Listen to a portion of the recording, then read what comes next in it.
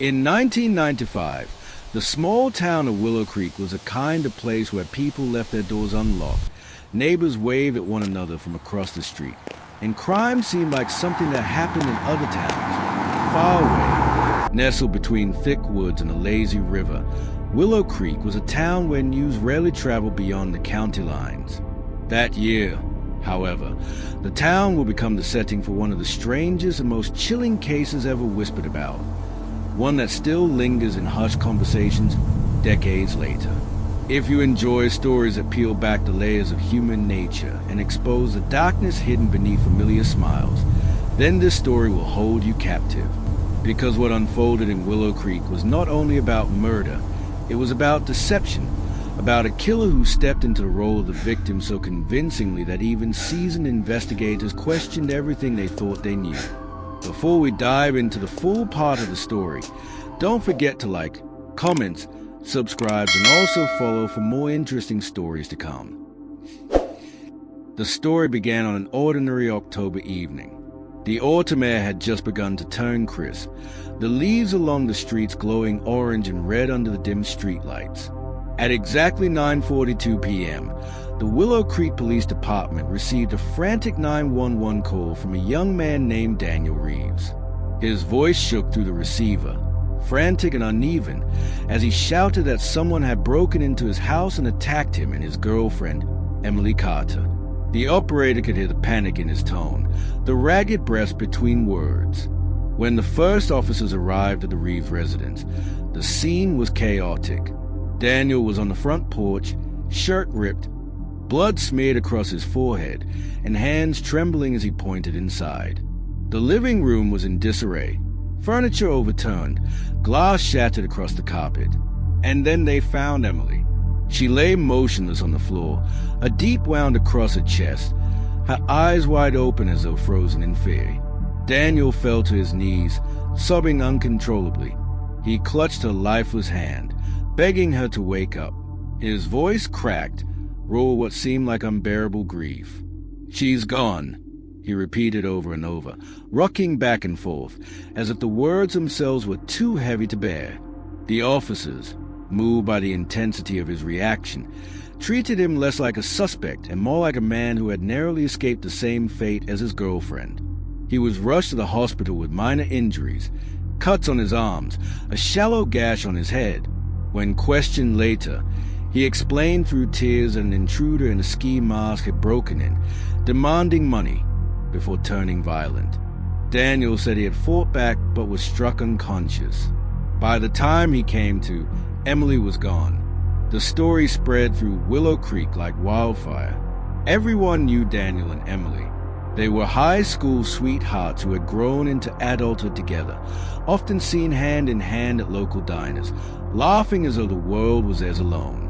To the townspeople, the tragedy wasn't just shocking, it was heartbreaking.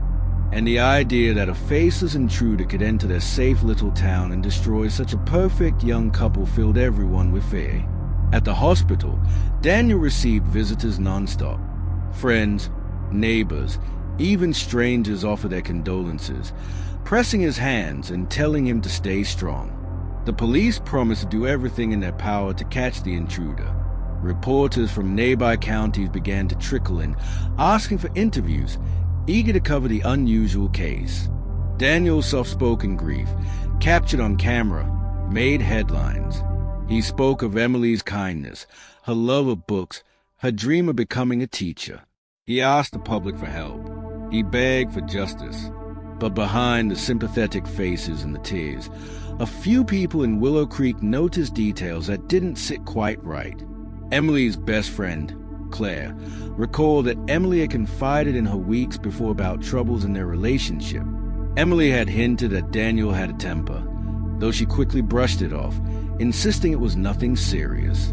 Another neighbor remembered seeing Daniel outside smoking late at night, pacing like a man with heavy thoughts. And then there was the matter of the crime scene. Detective Laura Bennett, one of the lead investigators on the case, couldn't shake her instincts. She had walked through countless crime scenes in her career, and something about this one gnawed at her. The broken glass on the carpet, for example, was scattered in a way that suggested it had been broken from the inside, not forced in from outside. The blood on Daniel's shirt was smeared, not splattered, as though it had been pressed against him rather than struck upon him in the struggle he described. And most curiously, his wounds were shallow, almost calculated, just enough to look convincing, but not enough to suggest a real fight for his life. At first, Bennett's suspicions were met with resistance. The town saw Daniel as a victim, and to suggest otherwise seemed cool, almost offensive. But detectives live by evidence, not emotion, and slowly the cracks began to show. Phone records revealed late-night calls between Emily and another man, calls that had grown longer and more frequent in recent months. It suggested Emily might have been preparing to end her relationship with Daniel. And then, in a chilling discovery, investigators found Emily's diary hidden beneath her mattress. Her last entry, written just 2 days before her death, read, "I need to tell him the truth soon. He deserves honesty, but I'm afraid of what he'll do." When Detective Bennett read those words, the narrative began to shift. Suddenly, the image of a faceless intruder seemed less plausible. What if there had been no masked man at all? What if Daniel Reeves had staged the entire scene to hide his own crime? But Daniel was clever. He anticipated suspicion and leaned harder into his role as a broken-hearted survivor. He appeared at vigils, his voice cracking as he read poems Emily had once written. He visited her grave daily, leaving flowers and whispering prayers. On television, he begged the killer to turn himself in, asking how someone could live with such guilt. The town was torn. Half believed Daniel was a tragic figure, a man shattered by loss. The other half, quietly, began to wonder if they were watching the performance of a lifetime. For Detective Bennett, the case became an obsession. She combed through every piece of evidence, replayed Daniel's interviews, studied his gestures, his words. And the more she studied, the more she realized that his greatest act wasn't the murder itself. It was a mask he wore afterward, the mask of the victim. Because Daniel Reeves wasn't just trying to get away with murder. He was trying to convince the world that he was the one who had been wronged, that he was as much a victim as Emily. And in some ways, he almost succeeded. In the weeks following Emily Carter's murder, Willow Creek was a town draped in sorrow. Candlelight vigils lit up the park. Prayers echoed in the small churches, and Emily's parents walked with hollow expressions, their grief so heavy that even strangers ached for them. At the center of it all was Daniel Reeves, her grieving boyfriend, who became the face of tragedy. Cameras caught his every tear, his trembling voice, his claims that Emily's killer was still out there. People donated money to support him. Restaurants brought him food, and the town treated him as though he were their wounded son. But beneath the veil of grief, Detective Laura Bennett couldn't let go of the unease twisting in her chest. She had replayed his 911 call dozens of times, analyzing every inflection, every pause. She noticed that his panic came in waves, perfectly timed. Too perfect, she thought. Most victims sounded frantic, disorganized, tripping over their own words. Daniel's fear had rhythm. Her doubts grew when the autopsy report came in. Emily's wound suggested precision, not the chaotic stabbing of a panicked burglar. The blade had gone deep and clean, straight into the heart, a strike that required either knowledge or intent. The pathologist also noted something unsettling. Emily had bruises on her wrists, as if someone had held her down. Detective Bennett requested to speak with Daniel again. They met in the sterile interview room at the station, where the overhead light buzzed faintly. Daniel walked in wearing a wrinkled shirt, his eyes red as though he hadn't slept. He slumped into the chair, folding his hands tightly in his lap. "I already told you everything," he whispered, voice cracking. "I know," Bennett replied calmly, "but I need to go over the details again. Sometimes people remember new things after the shock wears off." Daniel rubbed his temples. I don't know what else to say. He was tall, maybe 6 feet, black ski mask, He shoved me. I tried to fight. Then nothing. Nothing. Bennett tilted her head. I blacked out. When I woke up, Emily was. His voice broke. He covered his face with both hands, shaking his head. Please don't make me relive this again. Bennett studied him. His hands trembled just enough to look believable. But when she glanced closer, she noticed the corners of his eyes were dry. No tears. A performance, she thought. After the interview, Bennett returned to the crime scene files. Something had been bothering her about the broken lamp on the living room floor. The blood spatter analysis showed Emily's wound had sprayed in one direction, but the lamp lay on the opposite side, as if it had been deliberately knocked over afterward. And then there was Daniel's head injury. The doctors had described it as superficial, like a wound caused by a careful graze rather than a violent blow. She needed more. Bennett ordered a forensic sweep of Daniel's car and his clothing from the night of the murder. Weeks later, a small but damning clue emerged. In the hem of his jeans, investigators found tiny fibers that matched the rug beneath Emily's body. It suggested that Daniel hadn't been knocked unconscious across the room, as he claimed. He had been standing over her, close enough to kneel beside her as she bled. The case was shifting, but Bennett knew evidence alone wasn't enough. The town adored Daniel. To accuse him outright without undeniable proof would risk a career and alienate the entire community. She needed Daniel to slip, to show himself. Her chance came during a televised interview. A local reporter asked Daniel to share his favorite memory of Emily. Daniel smiled faintly and began describing a trip they'd taken to the coast 2 years earlier, the way she laughed when the waves soaked her dress. But then he said something that froze Bennett's blood. She looked at me that night, Daniel said softly, just like she did right before she died. The room went silent. It was a slip, subtle but chilling. How could he know how Emily looked before she died if he'd been unconscious? Bennett replayed the clip over and over. To her, it wasn't just a mistake. It was confession hidden in plain sight. Meanwhile, whispers began spreading through Willow Creek. Emily's best friend, Claire, spoke publicly about Emily's doubts in the relationship. She revealed that Emily had been planning to leave Daniel, that she'd met someone new. This revelation cracked the perfect image of the grieving boyfriend.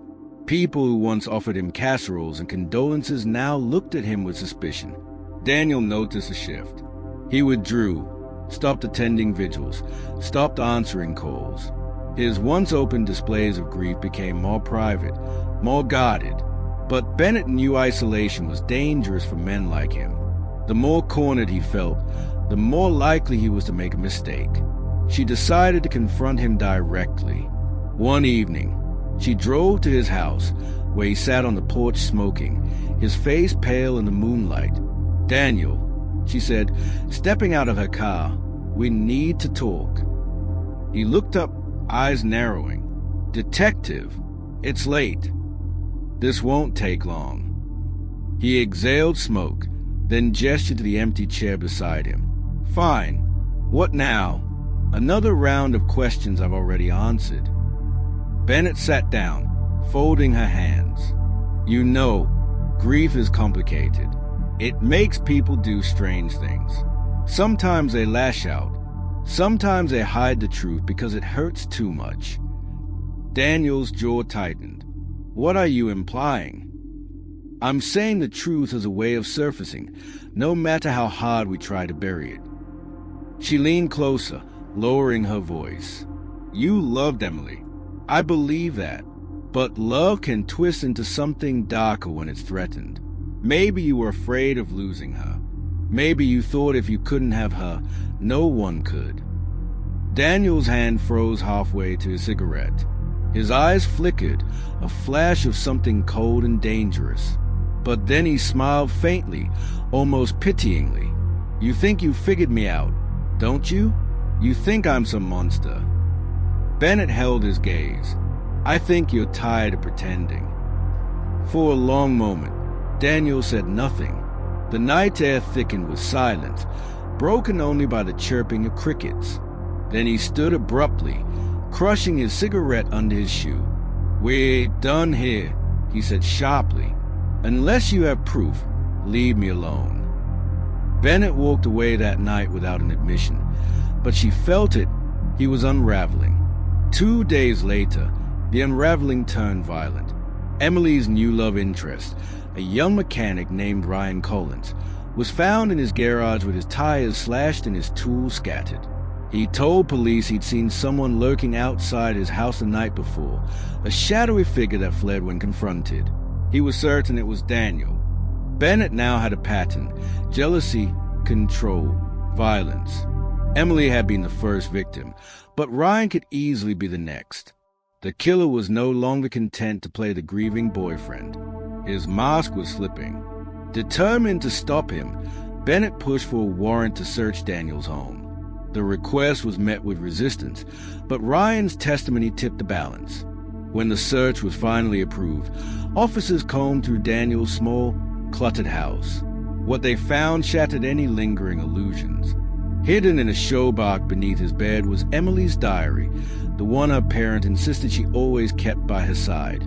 Pages were torn, entries crossed out angrily in red ink. Scrawled in Daniel's handwriting were notes in the margins. "She's lying. She won't leave. Mine forever."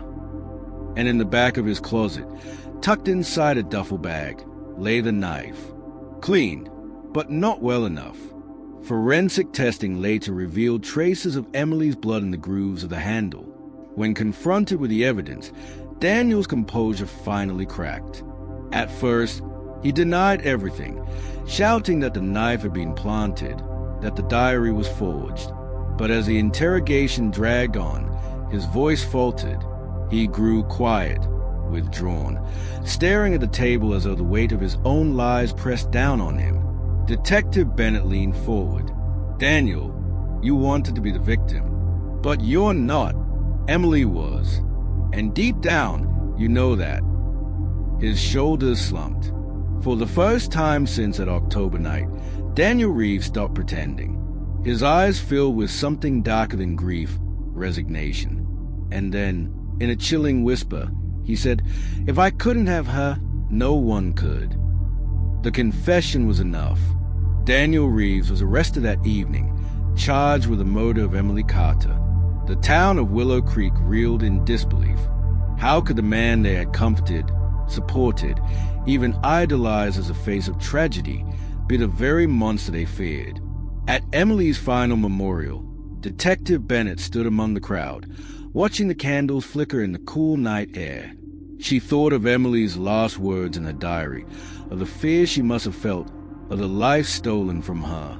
And she thought of Daniel, how he had played his role so well, almost perfectly. A killer who slipped into the skin of the victim, wearing grief like a costume. Almost, because no matter how convincing the mask, the truth had been waiting beneath, patient and unyielding, until the moment it tore free. And in Willow Creek, the town that once trusted him, Daniel Reeves will forever be remembered not as a victim he pretended to be, but as a killer who couldn't hide forever.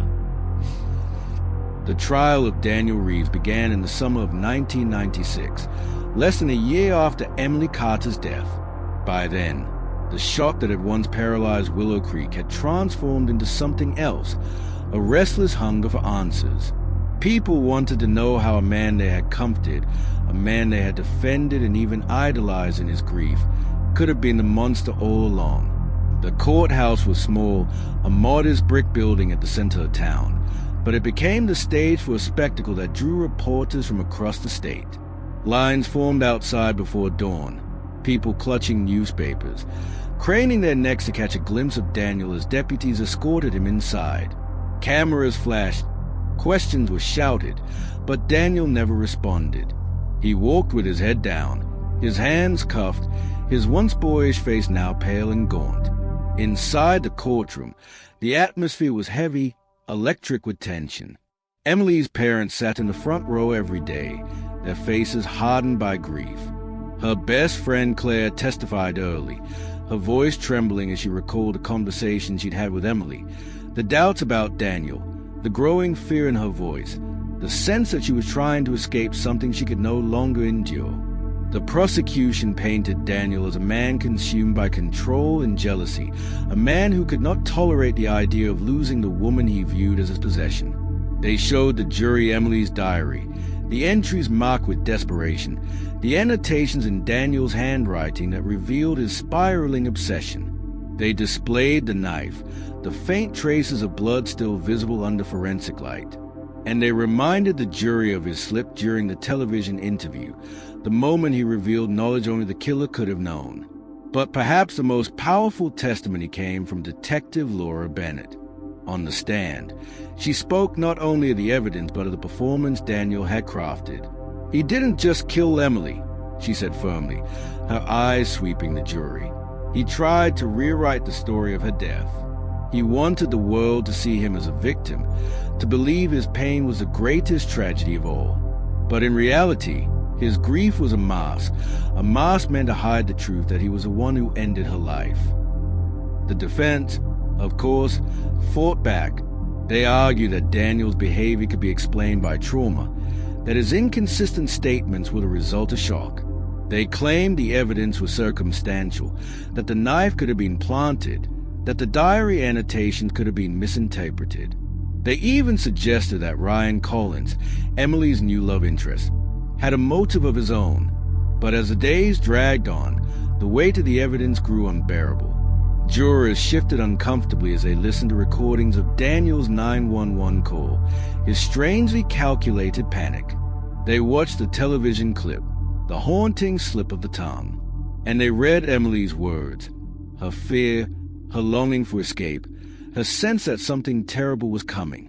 By the end of the trial, the town that had once wept for Daniel no longer recognized him. The mask had fallen away, revealing not a victim but a predator. When the jury filed back into the courtroom after 3 days of deliberation, the air was so still that people swore they could hear the sound of their own heartbeats. The foreman rose, unfolding a slip of paper with trembling hands. "On the charge of first-degree murder," he said, voice cracking, "we find the defendant, Daniel Reeves, guilty." The words echoed through the courtroom, heavy and final. Emily's mother broke into sobs, clutching her husband's arm. Claire covered her face, tears streaming down her cheeks. Detective Bennett closed her eyes, exhaling a breath she hadn't realized she was holding. Daniel, however, remained still. His face betrayed nothing, no anger, no sorrow, no regret. He simply stared ahead, his jaw clenched, as though he had always known this moment would come. At sentencing, the judge delivered life without the possibility of parole. He spoke sternly of the cruelty of Daniel's actions, not just the murder, but the deception afterward. "You manipulated the grief of an entire community," the judge said, his voice sharp. "You played the victim while the true victim lay in the ground. That kind of deception is not only criminal, it is monstrous." Daniel offered no statement, no apology, no explanation. He was led away in silence, his footsteps echoing through the chamber as the heavy doors closed behind him. For Willow Creek, the trial's conclusion brought relief, but not peace. The town had been scarred, not just by the loss of Emily, but by the betrayal of trust. People spoke in hushed tones about how easily they had been fooled, how they had embraced a killer as one of their own. Some felt ashamed for having comforted him, for having defended him so fiercely. Others grew suspicious of everyone, questioning whether they could ever truly know the people around them. Detective Bennett found herself haunted, not by the murder itself, but by Daniel's performance. She replayed his interviews in her mind, analyzing every flicker of emotion, every tremor in his voice. He had been convincing, so convincing that even she, with all her instincts, had nearly doubted her suspicions at times. What disturbed her most was a realization that Daniel had seemed to believe his own act. He had cried, pleaded, spoken of Emily as though he truly missed her. It was as if he had stepped into the role of victim so completely that he blurred the line between truth and lie. Experts later weighed in on his case. Psychologists described him as a man with narcissistic tendencies, someone who viewed relationships as extensions of himself rather than partnerships. To him, Emily wasn't a person with her own desires and autonomy. She was a possession, and the idea of losing her was intolerable. When faced with rejection, his solution was annihilation. And when faced with guilt, his instinct was performance. In the years that followed, Daniel's name became infamous in Willow Creek. Parents told their children the story as a warning that evil doesn't always look like a stranger in the dark. Sometimes it looks like the boy next door, the one who smiles politely, the one who everyone swears could never hurt anyone. Emily's grave became a place of pilgrimage, not just for friends and family, but for strangers who left flowers, letters, and prayers. Her story became a cautionary tale, a reminder of the dangers of ignoring red flags, of mistaking obsession for love. Detective Bennett moved on to other cases, but Emily's diary remained etched in her memory. Those final words, her fear, her desire for freedom, were a constant reminder of why she did her work. 4 years afterward, whenever she encountered a case that seemed too neat, too polished, she thought of Daniel Reeves and the mask he had worn.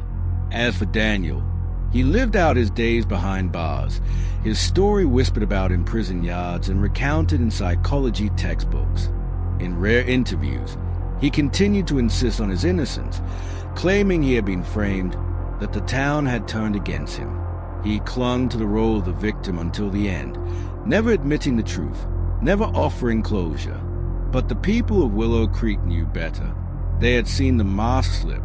They had witnessed the transformation from grieving boyfriend to convicted murderer.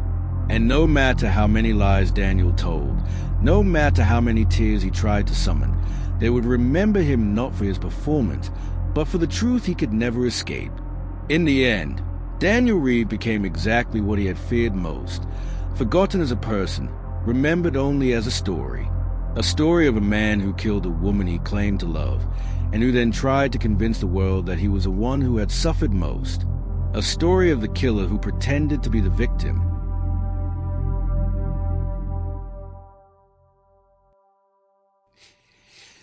By the early 2000s, the story of Daniel Reeves and Emily Carter had faded from the front pages of newspapers, but in Willow Creek, it was never far from anyone's mind. The small town bore the memory of the case like a scar that refused to heal. People spoke of Emily in reverent tones, their voices soft, as if to speak louder would disturb her rest. As for Daniel, his name was almost never spoken in public anymore, not out of respect, but out of revulsion. For Emily's parents, life after the trial was a blur of grief and survival. They moved to a smaller house outside of town, away from the constant reminders of what they had lost. Emily's mother filled her days with volunteer work at the library, honoring her daughter's dream of teaching. Her father rarely spoke of Emily aloud, but at night, he would sit in his study, staring at photographs of her until dawn. Claire, Emily's best friend, struggled the most with guilt. She carried the weight of knowing Emily had confided in her, had hinted at her fear, and yet she hadn't done more to protect her. She went on to study psychology, determined to help other women recognize the signs of toxic and dangerous relationships. In interviews years later, she admitted that her career choice was born from Emily's silence and her own regret. Detective Laura Bennett also carried the case with her. She continued her work in law enforcement, but Emily's diary stayed in her desk drawer long after the trial ended. Whenever she faced a case that seemed too clean, too staged, she reread Emily's last words. It grounded her, reminded her how easily a killer could wear a mask, how convincing lies could sound when spoken with enough conviction. Meanwhile, Daniel Reeves sat in a maximum security prison, serving his life sentence without parole. For years, he maintained his innocence, granting occasional interviews where he insisted that the police had targeted him unfairly. In those interviews, he wept at convenient moments, spoke of Emily as though he still loved her, and repeated the story of the faceless intruder. But the world had grown tired of his act. Reporters eventually stopped visiting, and the cameras no longer turned in his direction. Inside prison, he kept largely to himself. Some inmates avoided him, unsettled by his calm demeanor. Others mocked him, calling him the widower or Hollywood, names that played on his reputation for dramatics. He spent long hours writing in notebooks, though no one knew what he wrote. Some said he was crafting a memoir. Others believed he was scripting a new version of his life where he was a wronged hero. If so, it was a story no one wanted to read. The years passed, but Emily's memory endured in Willow Creek. On the anniversary of her death each October, people gathered apart to hold a candlelight vigil. They read passages from her diary, her dreams, her kindness, her longing to teach children. They spoke of the light she had brought to their lives, determined not to let her story be defined solely by the man who had taken her from them. And yet, even in those moments of remembrance, the shadow of Daniel Reeves lingered. Parents told their children the story not just to honor Emily, but as a warning. They reminded their daughters and sons that evil doesn't always come with a mask and a weapon. Sometimes it comes with a smile, with flowers, with promises of forever. As time went on, documentaries and books revisited the case. Journalists framed it as a cautionary tale about obsession, about the dangers of confusing control with love. Psychologists studied Daniel as an example of pathological victimhood, the phenomenon of criminals who cast themselves as a wrong party, who manipulate sympathy to cover their guilt. One such documentary brought Detective Bennett back into the spotlight. Sitting before the cameras, now with silver in her hair and lines around her eyes, she recalled the moment she knew Daniel's mask was slipping. He said, "She looked at me that night, just like she did right before she died," Bennett recited, her voice steady. "That was a moment I knew. He couldn't help himself. He wanted the world to see his pain, to believe in his suffering, but he revealed too much. In trying to be the victim, he confessed to being the killer." The documentary aired nationwide, sparking a wave of renewed interest in the case. People from outside Willow Creek wrote letters to Emily's parents, sharing how her story had touched them, how it had made them rethink the relationships in their own lives. But for those who had lived through it, the renewed attention was bittersweet. The wound had never fully closed, and every retelling pulled it open again. Still, many believed it was important, necessary, to keep telling Emily's story, if only to prevent another tragedy. Daniel Reeves died in prison in 2015, 20 years after Emily's murder. The official cause was heart failure, though rumors swirled that he had simply given up, worn down by years of isolation and obscurity. When news of his death reached Willow Creek, there was no mourning, no memorial. His passing was noted in a brief obituary, a handful of sentences that mentioned no family, no friends, no visitors. He left the world as he had lived his final years, alone. But in Willow Creek, people gathered once more in the park, not to mourn Daniel, but to remember Emily. They spoke her name aloud, letting it rise into the night air. They lit candles and told stories of her laughter, her kindness, her dreams. And for a moment, it felt as though she was still there, her light burning brighter than the darkness that had tried to snuff it out. For Detective Bennett, now long retired, the vigil brought a sense of closure. Standing among the flickering candles, she thought of the words she had carried with her all those years.